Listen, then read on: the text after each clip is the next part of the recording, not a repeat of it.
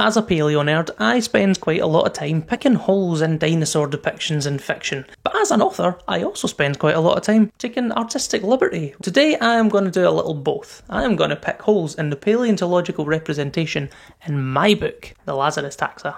It's set in what is now Colorado in the late Cretaceous, specifically 6 to 8 million years ago. There are a number of animals which appear in this book which probably wouldn't have been found in that part of the world. The most obvious one is Quetzalcoatlus. Generally speaking, that is found much further south than Colorado. You know, they're not constrained by the ground, so it perhaps doesn't seem so far-fetched that they could have ventured north once in a while. A similar one with range is Albertosaurus. Albertosaurus is found much further north, and realistically that is much less likely to have been found in the setting of the book. But sometimes things are just cool. Speaking of Albertosaurus, there is quite a major physiological change, and that was that in the book, Albertosaurus is feathered. We have skin impressions, which tell us that at the very least the underside of Albertosaurus was not feathered. Is it possible that it had feathers on the top? Maybe, but it's a stretch. I once heard this kind of thing described as telling one lie in order to tell a larger truth. What I wanted to display with the feathered Albertosaurus is that feathers were not unique to small, bird-like dromaeosaurs. Not Albertosaurus,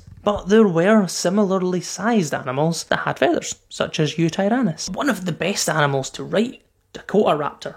Arguably my favourite. As it turns out, it may not have existed at all. There are theories that the Dakotaraptor specimens are what's known as a chimera, a jumble of fossils from different animals. There is one which I think is a genuine mistake, and if I was to go back, I would have changed. And that was that Ankylosaurus was described as being almost without soft flesh. It was described as being bony and armoured. And while it's true that Ankylosaurus was armoured, it would have had a covering of skin and flesh. And lastly, something which didn't actually make it into the book, but I had to change last minute, was a scene in which the Ankylosaurus is alerted to our protagonist's presence because someone screams. And not long before that book went to publish, a study came out which tells us that Ankylosaurus probably couldn't hear high-pitched sounds. Paleontology moves fast, and I have no doubt that in a few years' time, almost the entirety of that book will be completely outdated.